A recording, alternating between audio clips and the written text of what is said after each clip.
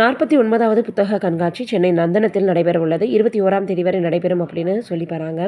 தென்னிந்திய புத்தக விற்பனையாளர்கள் மற்றும் பதிப்பாளர் சங்கம் நடத்தக்கூடிய இந்த 49வது புத்தக கண்காட்சி நாளை மறுநாள் முதல் ஆரம்பித்து 21ஆம் தேதி வரை நடைபெற இருக்குது. இதுக்கு வரவர்களுக்கு பார்த்தீங்கன்னா அனுமதி இலவசம்னு சொல்லப்படுது. மைதானத்தில் நடைபெற இருக்கக்கூடிய, அதாவது OMCA மைதானத்தில் நடைபெற இருக்கக்கூடிய புத்தக கண்காட்சியை முதலமைச்சர் மு.க. ஸ்டாலின் தொடங்கி வைக்கிறார். புத்தக கண்காட்சியில் அனைத்து நாட்களிலும் காலை 11 மணி முதல் இரவு 8:30 மணி வரை பொதுமக்கள் அனுமதிக்கப்படுறாங்க.